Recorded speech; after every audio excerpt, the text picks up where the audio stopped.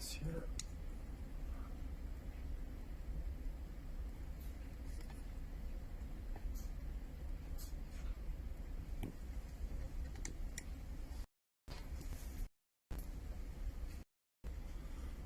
All right.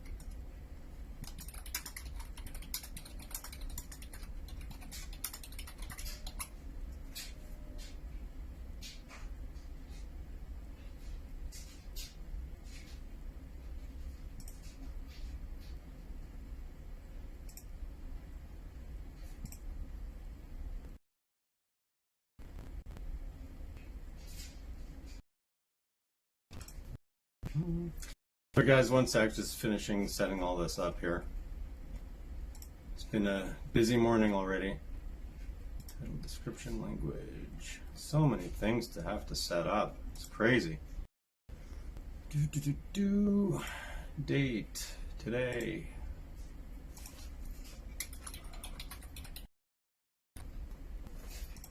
Alright, and I think we're good.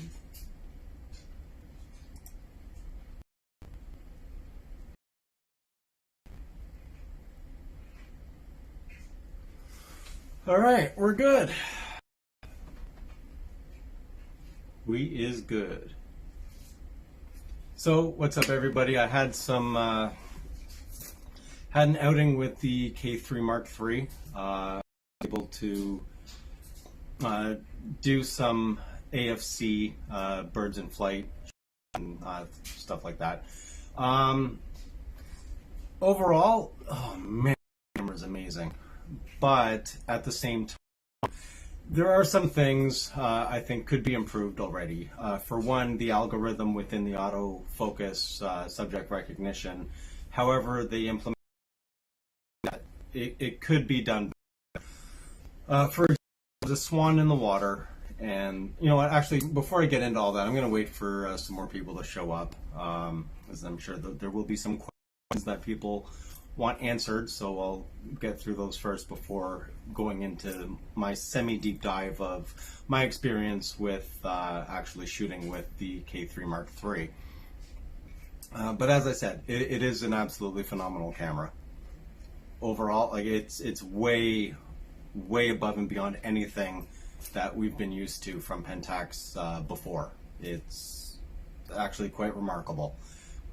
The user manual doesn't really explain when to use settings, when not to use settings. It just says, here's a setting, here's another setting, on or off. It doesn't really give you any situational know-how in regards to the new features that are in the camera, which I think is unfortunate. They could have really done a better job of explaining, like, for example, when is the best time to use zone autofocus?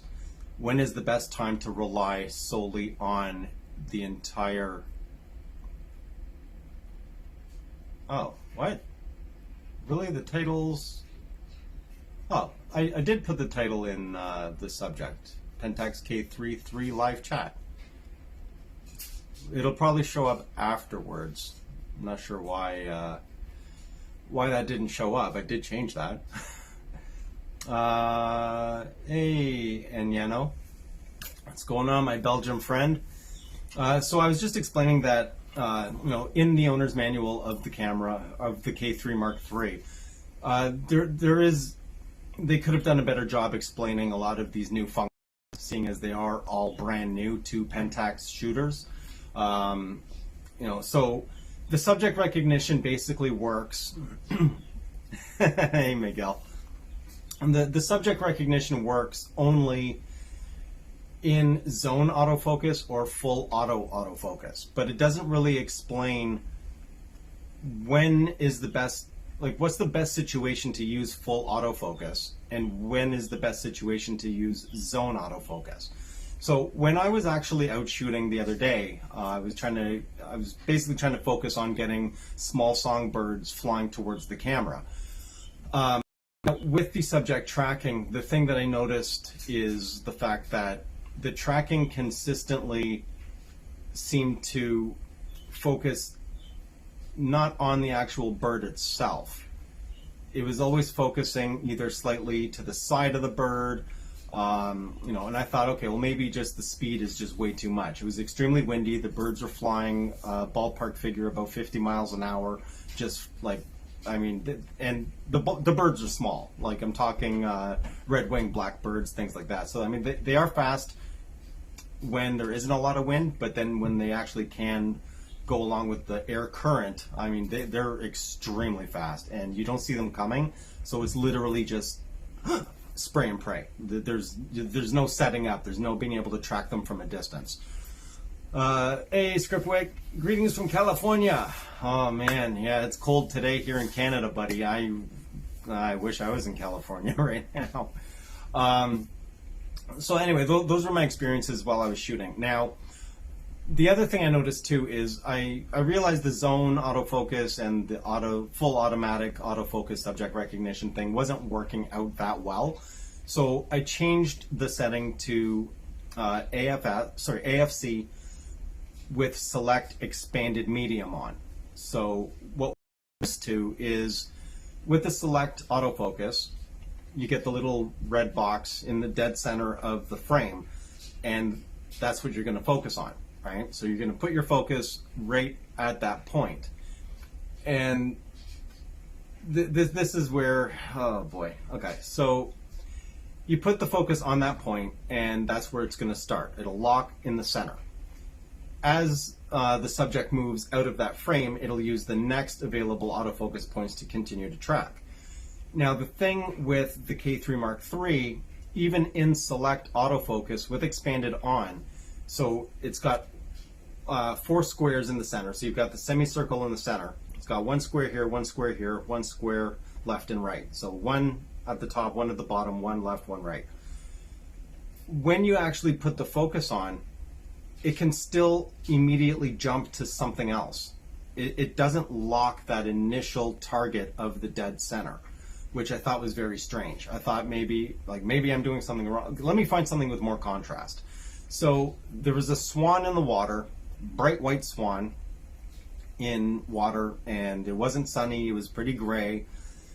So I focused on the swan, and the camera immediately focused on the ripples of water right in front of the swan, or it would jump off to the side of the swan. But it was really difficult to get the camera to just, at least initially, center focus on the swan itself. The swan wasn't flying, it was just hanging out in the water. So there are some tweaks that I think should be done in regards to the camera. It's not 100%. However, I will say that when the tracking nails, it stays nailed. It's absolutely incredible. The shots that I did take, unfortunately, the shutter speed wasn't fast enough. I really did not calculate how fast the birds were going to be going. So I'm going to be heading out, hopefully today. It is sunny, with a faster shutter speed, just to see if I can capture some of the birds in flight coming towards or even away from the camera, just to test the Z-axis autofocus, because that's what everybody wants to really know.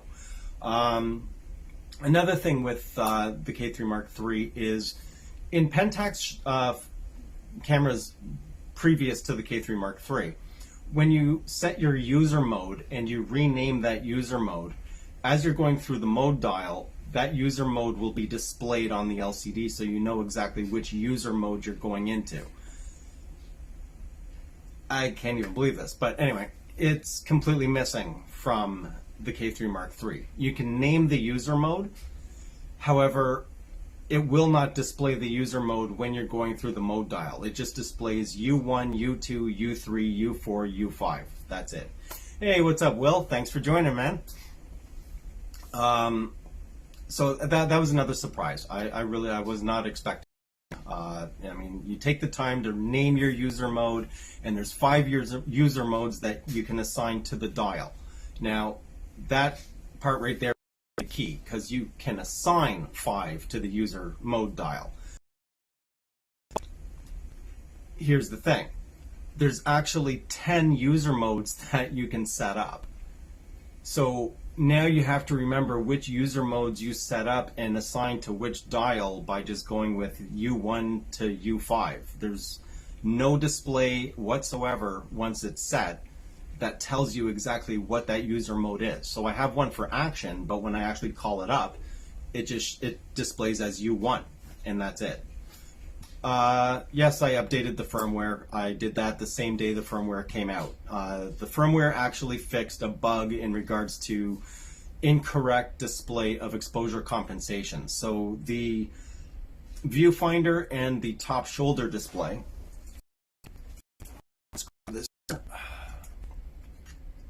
Not even sure if you guys will be able to see that, but okay. So the top shoulder display here and the viewfinder itself showed one actual exposure compensation value, but the rear LCD screen, so the rear LCD screen actually showed a different exposure compensation. So they did fix that. They also said, I think it fixed an anomaly with certain raw images and whatnot.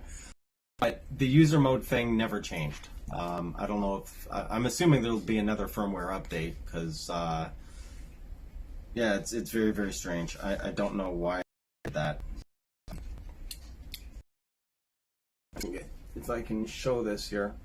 Okay, so right here, U1. So if I change the mode dial, right, that's full auto program, and when I go back to my user mode, it's just U1. It does not anything in relation to the user mode that I've set up. I set it up as action, and I named it action, and it does not display. Script wick. Okay, so which lens do I use? Well, this lens that I have on here is the HD DA55-300 PLM. Just because of the speed of autofocus, have that lens on this camera, especially for the birds in flight stuff, because I wanted to really see how much of a difference the autofocus actually made. It is incredibly lightning quick. And like I said, when the tracking is nailed, it stays nailed. It's absolutely amazing. Now, for people that are interested in video, I ran a test, and I don't know if this is going to be changed with another firmware update. Man, I just need one more minute, Pentax. One more minute. The maximum amount of time that you can record a 4K video, say 4K 30, is 7 minutes and 25 seconds. That is the maximum that you can actually record. Doesn't matter how big your SD card is. That's really short. You know, I just need one more minute. 8 minutes and 25 seconds, then be perfect for me. But yeah, anyway, okay, does it display in live view? Let me see if it displays in live view. That's a good question. Nope, does not display in live view. And just to show, well, it's probably going to be blurred, but all right, so let's see, what is this on now? Oh, come on, focus. Okay, so it's in program mode right now. Let's go to, oh, right, I've got a delay on here. Hold on. Okay, so it's in program mode, and then if I go to my user mode, it is just U1. It's not actually doesn't show anything. Okay, which mode is that?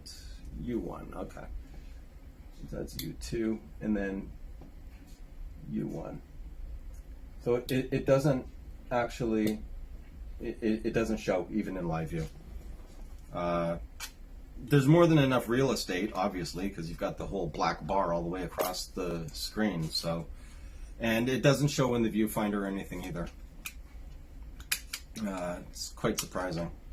Quite surprising. I'm hoping that they'll change that, because it really doesn't make any sense that you can name the user mode and not actually see it when you actually want to use it, right?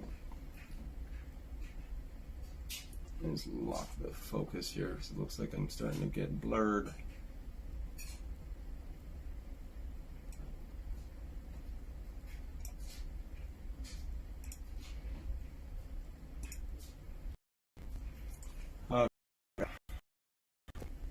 And okay, so in the ambassador videos, they all were like, "Wow!" about the viewfinder.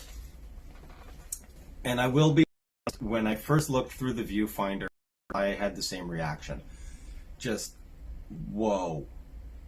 Okay, this viewfinder is huge. But it's only huge if you're not used to using a K1. If you've been using Pentax APS-C cameras, then yes, this viewfinder, it's amazing. It's super ultra bright. It's crystal clear. It makes the other viewfinders actually look muddy. It's that much of a difference for the APS-C cameras anyway. And hey David, what's up, man? Now the grip doesn't seem like it's a big deal. People made fun of Pentax in regards to them mentioning you know, how much attention to detail they put to just the grip. But I promise you, this grip is amazing. I can't even believe a difference. Just they shaped this thing perfectly. Oh man, I hope I don't mispronounce this. Glabrasser, I'm assuming. I have to roll the R. I'm guessing. Let me know. What's up? But here's the difference of the grip. I'm going to see if I can actually do this. Okay, here's my K1 Mark 1. Okay, my old K1 Mark 1. Now, here's the thing. So one-handed, right? One-handed. Now, what I'm going to try to do is manipulate. Let me grab the strap just in case. Manipulate some of the buttons and the exposure lock button. Like I'm straining. Like look at my hand, right? You can actually see. Like, it is not very easy to get to all the different areas. And if you look at the gap,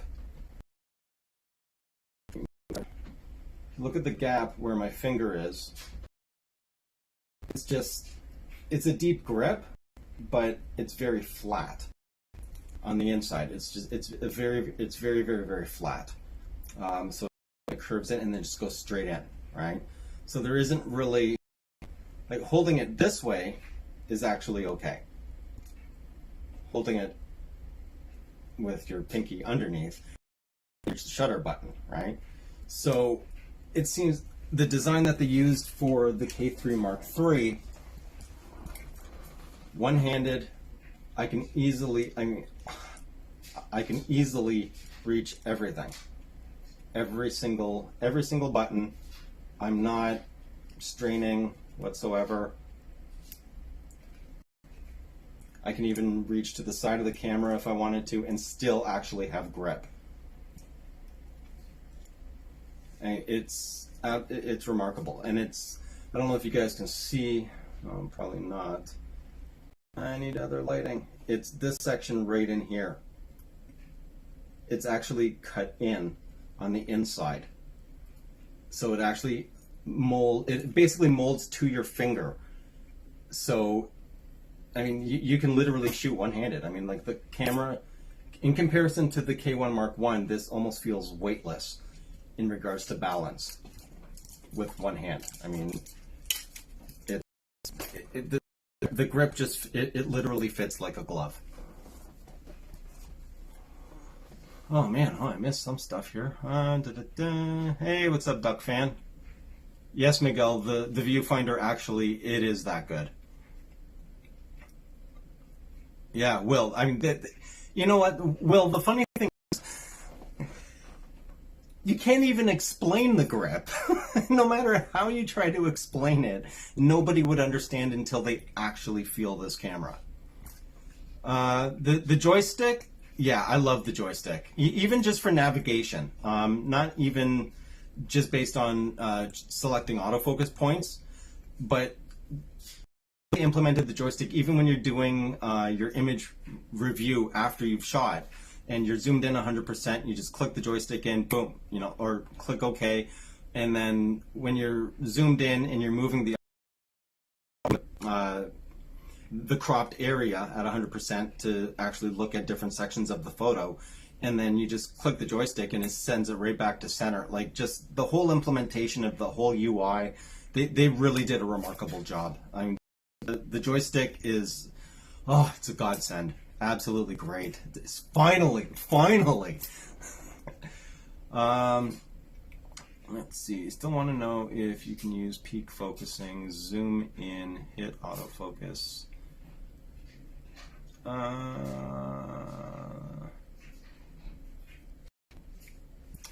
Okay.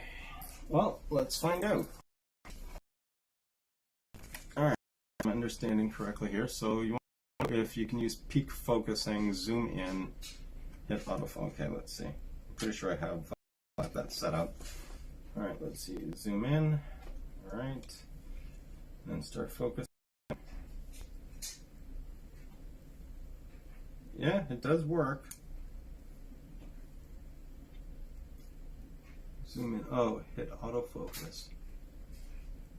Will focus while zoomed. Oh, I doubt that's going to happen. No. No, it still doesn't do that. Once you hit autofocus, it zooms right back out again. Yeah, sorry about that, Duck fan. I don't know if it has to do with the way the contrast detect works. However, the focus peaking thing, I think, is more of a focus thing than an autofocus thing. What else? I like the fact they've retained the D-pad. Yeah, and you know what, Will? That's the thing. There's multiple ways of being able to navigate with this camera. You know, like the D-pad, and I don't know if you're aware, because I noticed Photo Universe didn't mention this. He was talking about the D-pad moving, you know, up, down, whatever, right? And that the joystick is, you know, you can move diagonally. You can move diagonally using the D-pad. You just press the two buttons together, right? So you would press, let me see if I can get this focused in. Let's see. There we go. So if you move like these two buttons or these two buttons, you can actually move diagonally. Let me just see if I can pull up an image here. Oh, I don't have any images. Well, that's no good. All right, let me quickly shoot something random.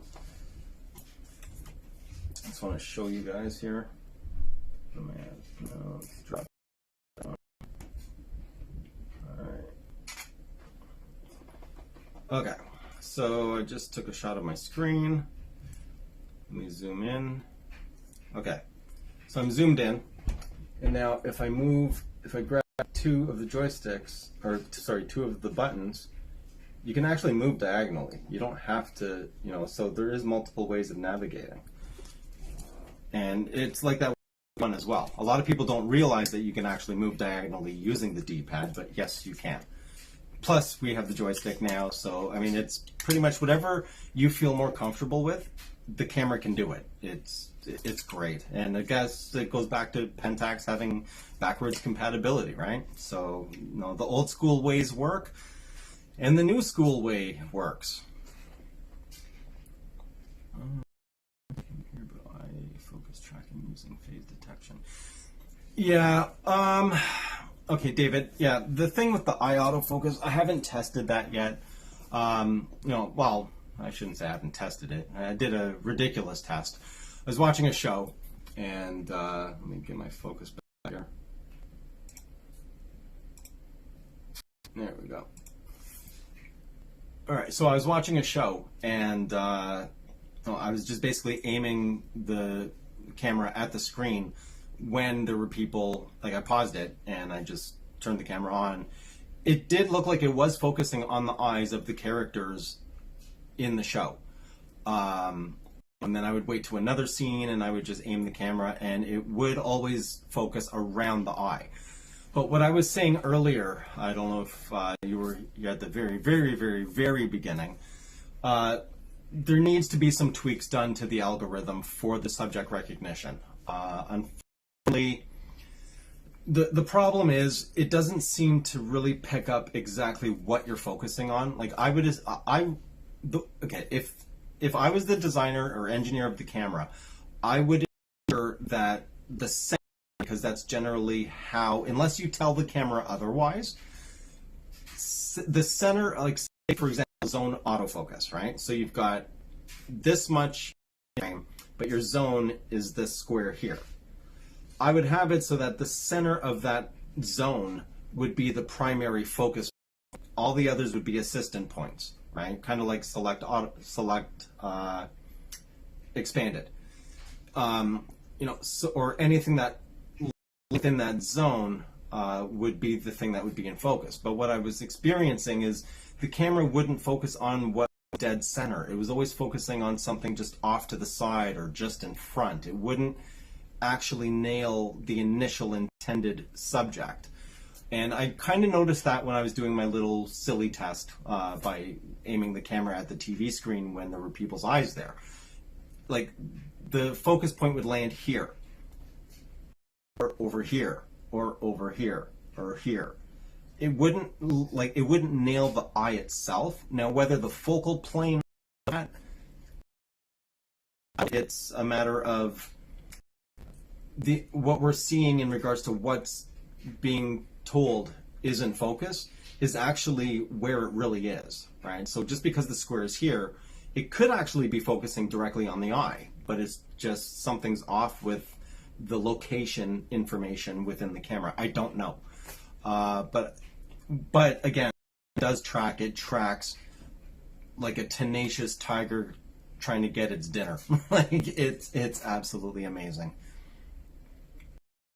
How am I finding the menu? Tabs being vertical rather than horizontal. The font is so clear.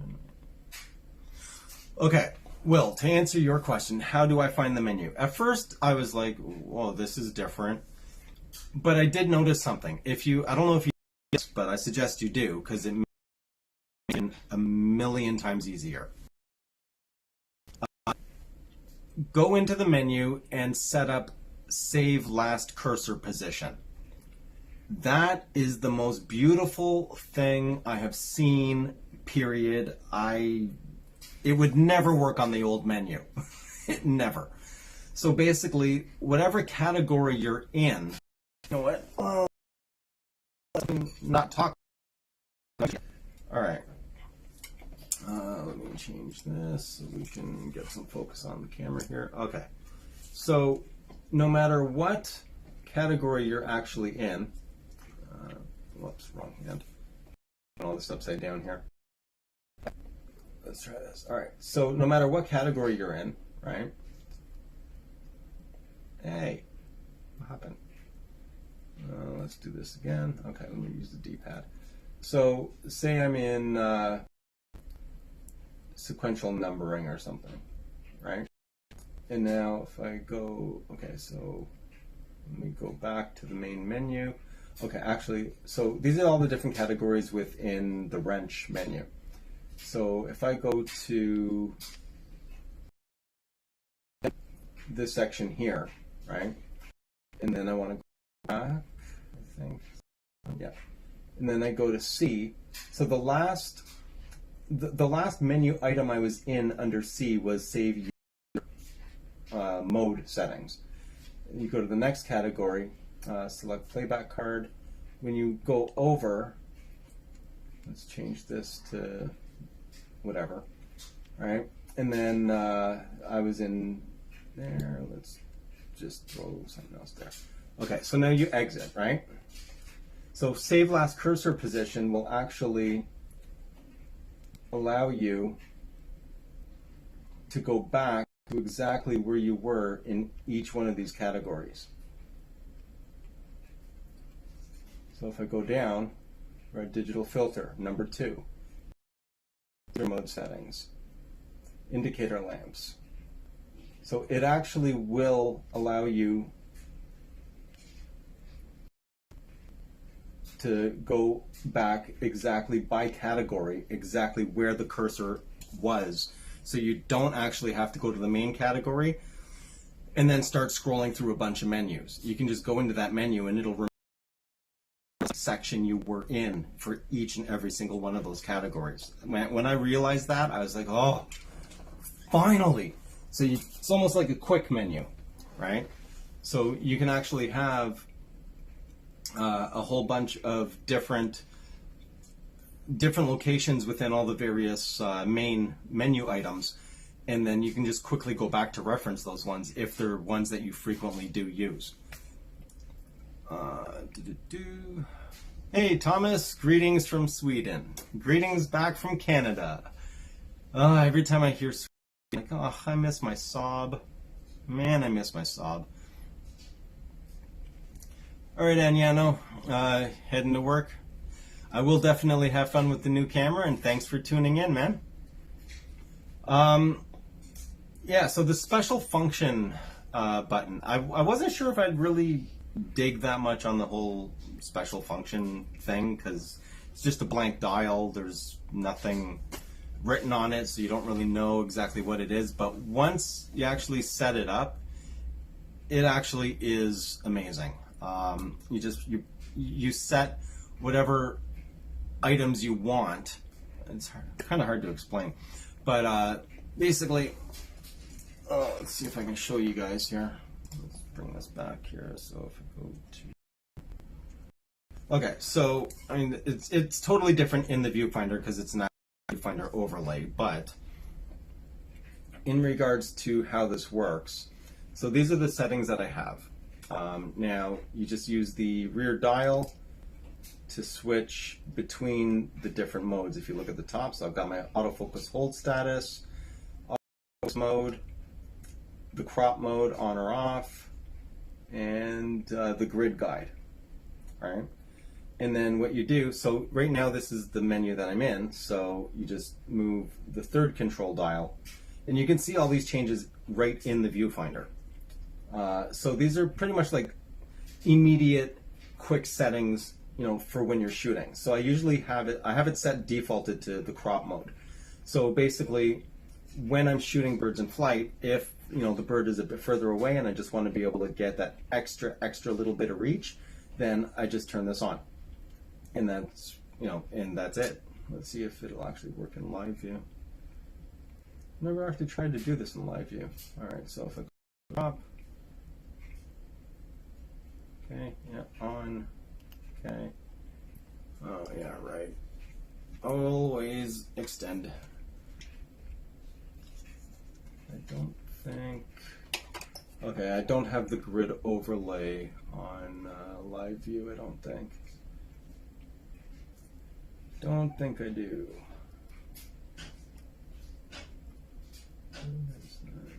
Is that the grid overlay? I don't have this set up. Yeah, okay, I don't have this set up for live view.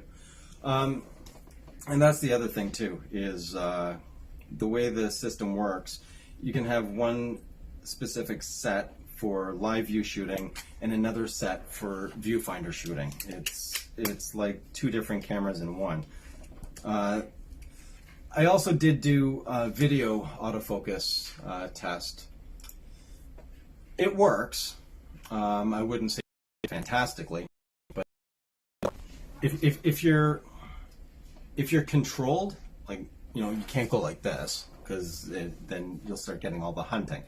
But for example, if I wanted to show something like so guys, here's a light bulb. If I were to move like this, it will actually track it very, very smoothly, and it actually does do a very, very good job of doing that. So I'm impressed. It's a good start. if they could just get over the 7-minute and 25-second limit that they have set, which is way small. Okay, what have I missed? Good evening and greetings from Barcelona. Ooh, Barcelona! I'm getting K-3 III for a week next Wednesday. Wow. Oh man, you're not going to want to give that back. I'll tell you that right now, Danny. Yeah, I mean, if you guys have any questions about the K-3 III, ask away. I've been running through it, going over the manual. I've been out shooting with it, testing the video. So I'm hoping I can answer whatever questions you guys have, and obviously I have it here. So if there's something I don't know, then we'll find out right now. I'm doing a little late. It's okay, Steven. At least you made it, man. At least you made it. Would you mind pointing out a few things the camera outperformed expectations? Okay. In a nutshell, the camera outperforms pretty much all the other Pentax cameras. In a matter of speaking, I'm not comparing this to K1 frame. Oh, really? Yeah, I've got. It's weird. Okay, all right. I'll try to fix that next time, Stephen. Thanks for pointing that out. Now, going back to in regards to outperformed expectations, the autofocus tracking is phenomenal. It tracks. Like once it nails whatever is in the frame and it nails it properly, the tracking is absolutely tenacious. Let me see. Okay, so that's better. All right. The ease of use, once you get used to the new menu and the new special function system, the ergonomics of this camera is miles ahead of the other Pentax cameras. The comfort level in regards to the grip is a million times better. The speed of the speed of capture is beyond this world. I mean, just, you know what? Okay, so I've got a K3 Mark I. Let's do this. Electric racing. Oh, hey man, you know what, Danny? You're gonna love it. You will love it. And wow, yeah, that's one thing I would like to get to the racetrack. We have a local one here, just to do some motorsports. I think that'd be great. So here's the K1, or sorry, K3 Mark I.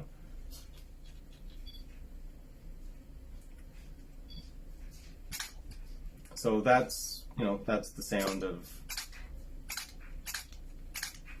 It's okay, but you can tell it's slow, right? It's slow to respond, right? And let's do a burst, right? Now here's the K3 Mark III.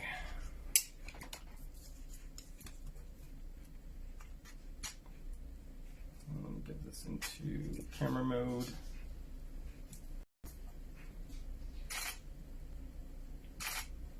I mean, like, I'm barely even pressing the shutter button. There. So if you want to hear what the difference is in the shutter, and here we go with the grip thing. Yeah, okay.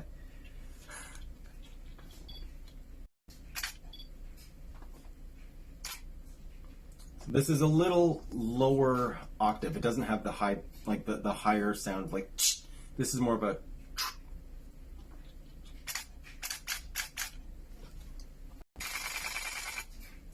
Completely and utterly different. Completely different. I'm hoping you guys were able to hear the difference there. I mean, a lot of people did say that the shutter sounded really loud on the K3 Mark III, but it's really not loud. Not loud at all. It's just a much faster and way more responsive camera. Like, way above and beyond any, like, there's practically no lag between you pressing the shutter and the shutter actually releasing. Like, it's imperceptible.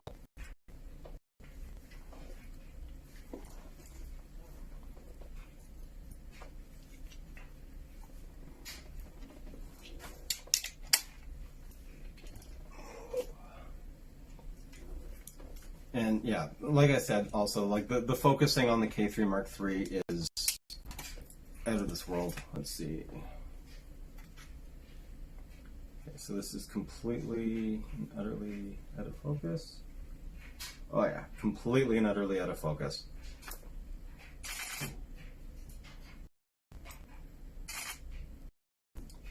Actually, still out of focus. What happened here? I've been playing around with the settings too much. All right, let me go to live view. No, I haven't actually had a chance to test it against a D500. Unfortunately, I don't have a D500, so it's hard for me to test against that.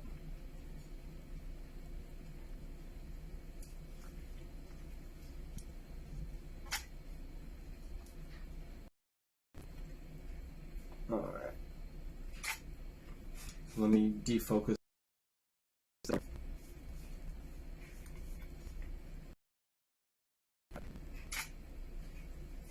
And bam. Just to show that it actually tell.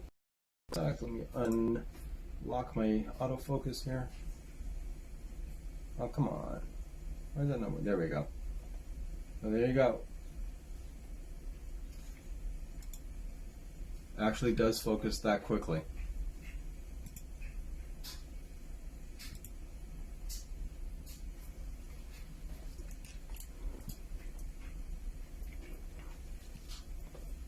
What about joystick? Yeah, the joystick, the joystick is phenomenal, and like I said before, it's not a matter of just using it for the autofocus points. It's also a matter of just navigating the camera. When you're doing a view of your images that you've captured, as you're moving that little box around, when you're zoomed in, you can just press the zoom button and it'll snap that right back to the dead center of the frame. There's a bunch of different things, and the joystick it's a great relief instead of having to just rely on the D-pad. It actually is a really, really great addition. I don't think I could go back to a camera that doesn't have a joystick now, to be honest. I really don't. And it's one of those things, when you don't have it, you don't realize how, but then once you do have it, you just can't go back. You can't. No. Olcato, unfortunately, AstroTracer does not work with a smartphone GPS through Bluetooth. Only geo work through a smartphone, but the actual AstroTracer does require the OGPS 1 unit. Oh yeah, I did the Wi-Fi and image sync. How it is, one of the folks who had immovable screen at the time. I haven't used it while I'm actually out shooting to replace the screen. Just right now, I've just been testing the AFC and actual, just for birding in that environment. So there wasn't a need for me to use an external screen or any need for a tilting screen. When I go do some landscape stuff, more tripod work, then yes, I will be using the Wi-Fi to display on my phone what the camera is actually seeing. In regards to image sync, though, I mean, you guys can ask Miguel if Miguel's still on. In the Facebook group, I actually uploaded a video of how fast the images do transfer. Image transferred, I think it was probably around 5 seconds for an transfer. I mean, I do have a video about what I'm not even going to bother showing you guys how long it takes to a RAW going into a K1 Mark II, because it's just no one's gonna sit there for that length of time waiting. So I was absolutely at how fast image sync works with the K3 III. Now, I'm 99.99% positive that it's due to the UHS 2 card slot with the 100, I'm using a 150 time 100, no, 150 megabyte per second card. And I mean, the read-write speed is great, and that's probably what's making the most amount of difference, because images do really transfer in about 5 seconds, and that's for a raw image file. JPEG transfers probably about 2 seconds. Yeah, no problem, Danny. Video-centric lenses for video tracking. Yeah, and you know what? Right now, Olcato, you do bring up a good point. The only lenses that actually do AFC, at least from what I understand, is still only the PLM lenses. I've seen other people say KAF4, like any KAF4 lens. So it's possible. I think there's a couple of SDMs that fall into that category. I don't have them, so I don't really know. But the original first Pentax lens to allow continuous autofocus in actual video 55-300 PLM. They are still working on the DA Star 16 to 50 2.8 PLM, which I believe, I mean, that'll be another continuously autofocus capable lens for video with Pentax, and it's a wider angle. I think that lens would be better suited, also because it's a 2.8 lens. I think that would be better suited to doing video on a Pentax body. However, I'm pretty sure the price is going to be pretty high up there. I would not be surprised if it came out to about $2,000 Canadian. I'm also hoping that it's an absolutely stellar lens, seeing as it is going to be a DA Star, but we're just going to have to wait and see what happens when it comes out. About the buffer, how did it improve? Well, the buffer on the K3 Mark III. Oh, okay. Let's see. Let's do a test. I believe you can shoot more with the K3 Mark I, but it takes a lot longer for it to actually clear the card. So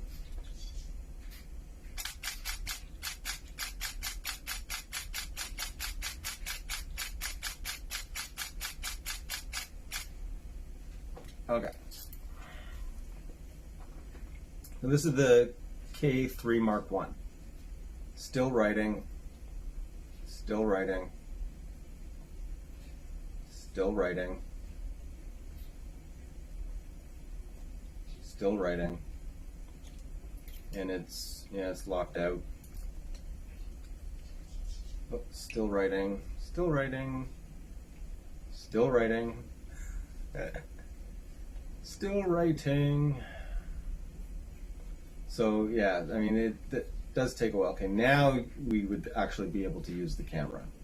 Can't. Okay, yeah. So now we'd be able to actually start shooting again, but it's still writing, right? You can see on there. Okay, and nope, still writing, still writing, still writing, still writing. Now it's done. So K3 Mark III. Let's see how long that takes. And I do have both set RAW plus JPEG. So let's see. Oh, helps if I turn it on.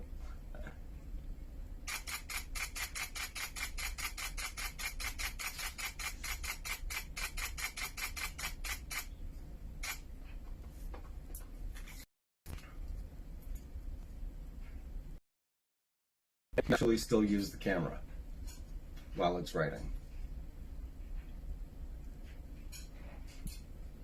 I believe I can go into the menu.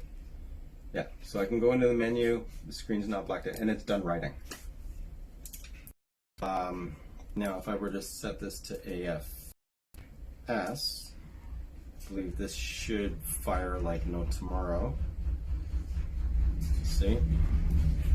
And don't mind that noise, just laundry happening in the background there.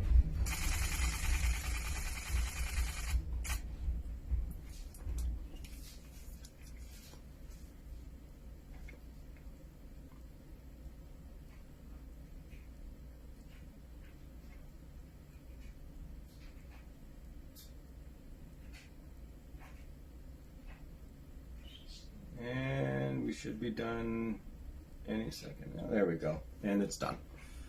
Now someone had actually mentioned if shooting in the crop mode actually changes the buffer. So let me just crop mode. Let's try this again. Okay, no. Doesn't make a difference. Still the same amount of frames.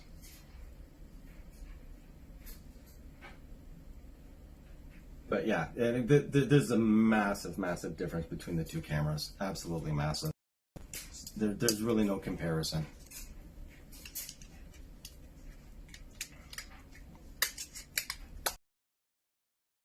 When Pentax said that they were literally starting from scratch and building an entirely new camera, they weren't kidding. This is way above and beyond anything that we've ever expected or have ever had. I mean, it's not even like an incremental improvement. It's, okay, let's get rid of everything and start over and just push to be the best that we can be. And that's pretty much exactly what they released.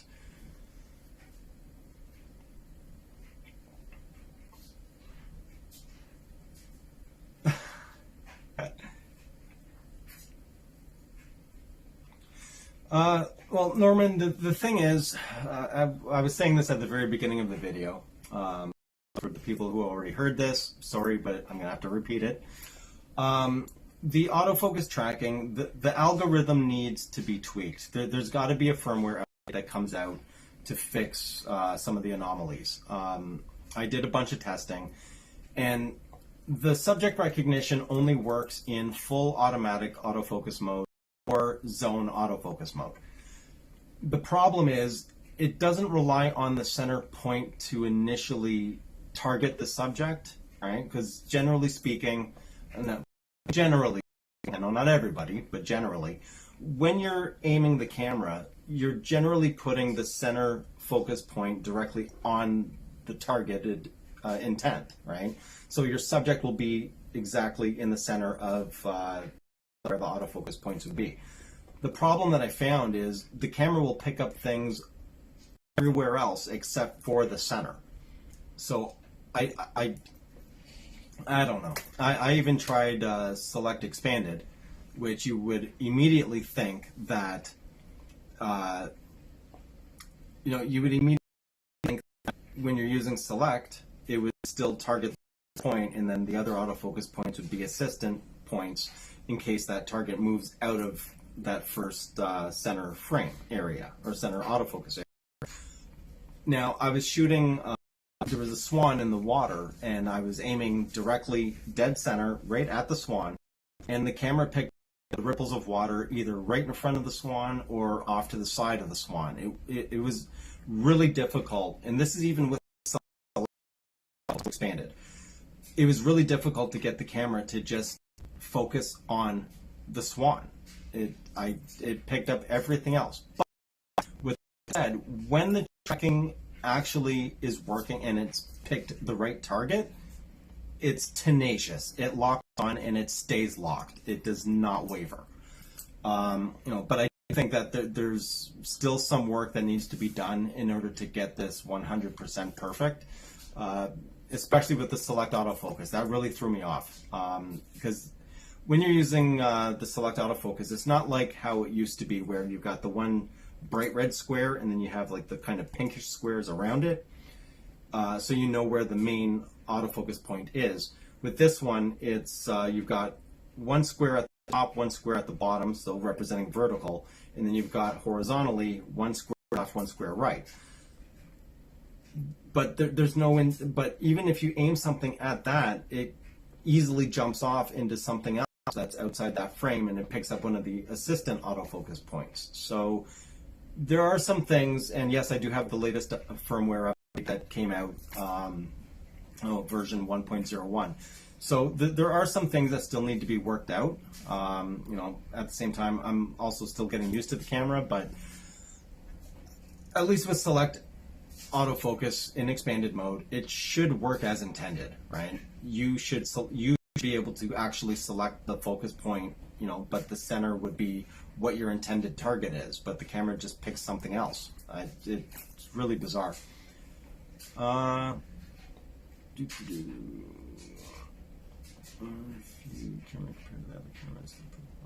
Well, yeah, Simon, it's not a huge buffer. But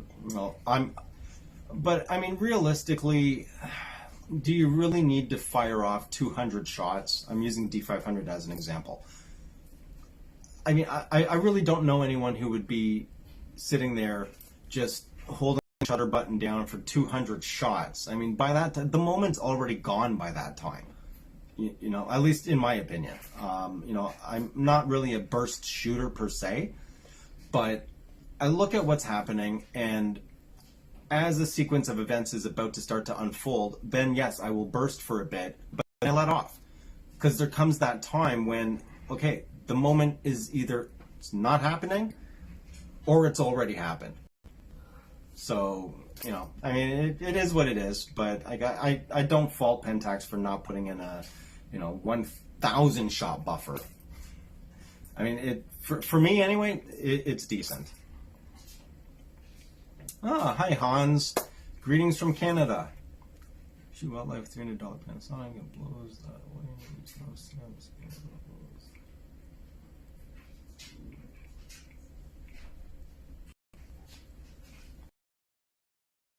Well, I've gone out and shot wildlife, and I haven't had an issue. So I don't know what to tell you, Simon.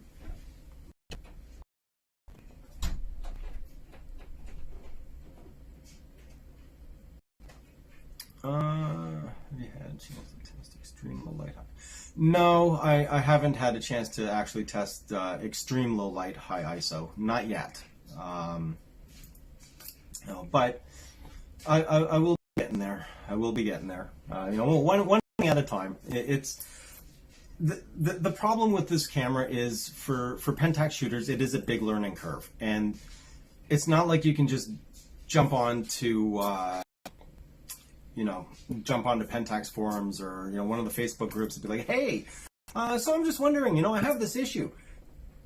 You can't do that with this camera because everybody is starting over from scratch. It's a completely different camera, right? So I'm learning one thing at a time. Just learn one thing, get it dialed, then move on to something else. Get it. I mean, the capabilities of this camera are so far above and beyond. It's literally like starting over again and relearning, your first DSLR. I honestly didn't even think that I would be in this position, but this camera is actually that drastically different. Shot 10 shots off. Yeah, and Simon, I do hear you. I did the Fuji bridge camera, so technically it was a mirrorless camera, and it had silent shutter, and I mean it was a great camera. I mean, it had a lot of interesting features and stuff. But I mean, it could only take me so far, right? I needed a larger sensor. I was starting to do nightclub photography. So I sold that camera, got a Pentax, started doing the nightclub scene thing, and it just expanded from there, right? But again, whatever works for you is the best thing. You use the best tool for yourself that will allow you to get the end result that you're looking for. I use. Yeah, that's true, Simon. Cars don't generally scare very easily. But the cars can scare you if one of them wipes out, flies out like through the fence or wall, and But yeah, I gotta definitely make a trip out to our local racetrack, get some more stuff. It's sad because I live, I don't know, what is it, a 5-minute drive, something like that, from Canadian Tire and Motorsports, the whole whack of racing, like IFA racing sanctioned things that happen there, and okay, landscape photography domain. III. Oh man, yeah, whew, yeah, I don't even want to think of what the K1 Mark III is going to be like. I mean, if this is the K3 Mark III, I could, wow. Yeah, the K1 Mark III, I think that's going to be an absolutely mind-bogglingly camera. The camera is a bit rough from Japan. Yeah. I mean, they just did have a firmware update. There was an exposure compensation issue. So I was actually shocked that there was a firmware update that fast, which to me means they were working on it as this camera was getting out to and finished it and uploaded it, updated the firmware and whatever. But yeah, I think a lot of it is software driven, so I think final tweaks and stuff like that. But hey, on the plus side, at least we'll be getting real firmware up instead of just extra stability for system performance, or however they worded it. Instead of every time there's a lens, oh, here's a new firmware update, so it'll work with that lens. We might actually start getting proper actual firmware that improve the performance of the camera's capabilities. Low light performance K3 III is on.